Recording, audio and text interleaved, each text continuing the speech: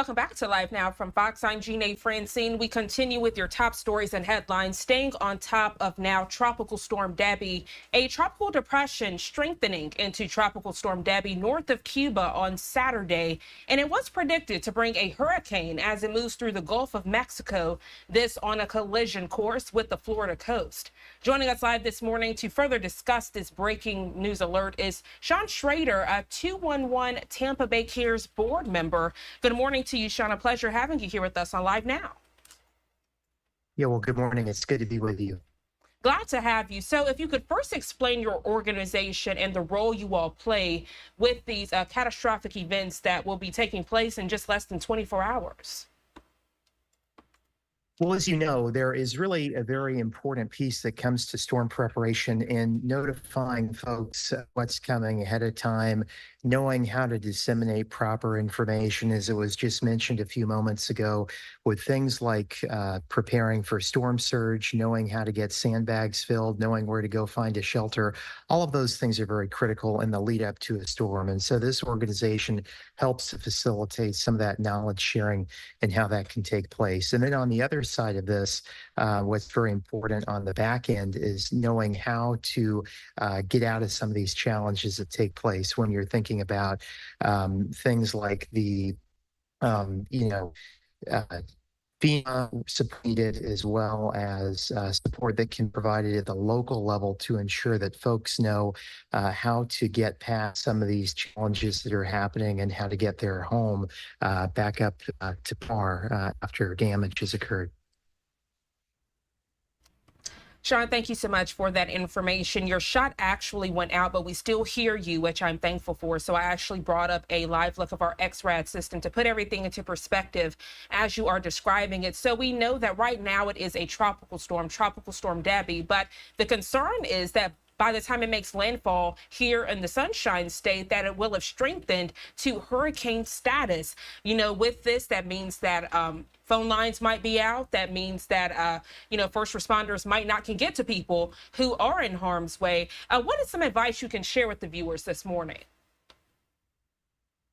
Well, I think the biggest thing is having that plan in place that's already been talked about.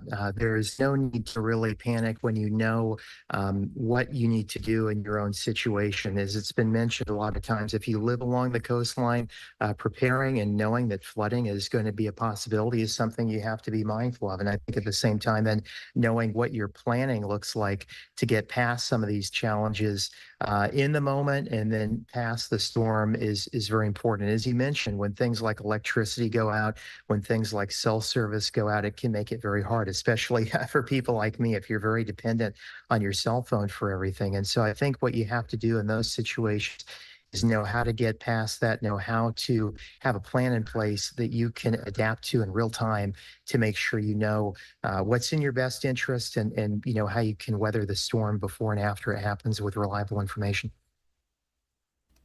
Sean, you just said something profound there, having that plan in place, because honestly, by the time the storm hits, it'll be too late to come up with a plan to keep yourself safe.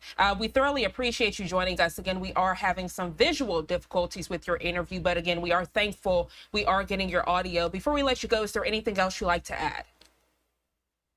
I would just say the biggest thing is you all do a great job with already is you don't have to panic, right? You don't have to be really concerned about this. I'm sure you all have seen all of the very reliable information that comes through from the folks in emergency operations and planning, both in the Tampa Bay region and across the state, that makes you very aware of the fact you don't have to evacuate hundreds of miles out of the state in order to be safe. You have to just get out of harm's way.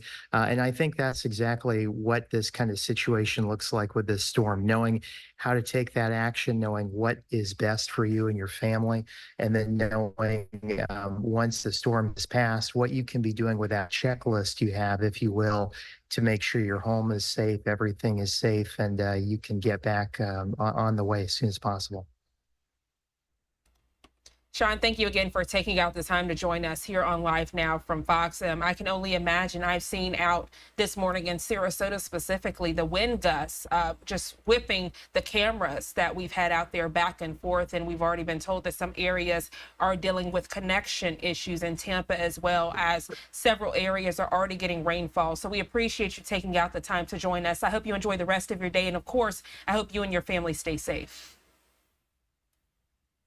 Well, thank you very much. Thanks for the time, and thanks for all you all do to really, really make our viewers aware of how they can stay safe during things like this. Thank you so much, Sean.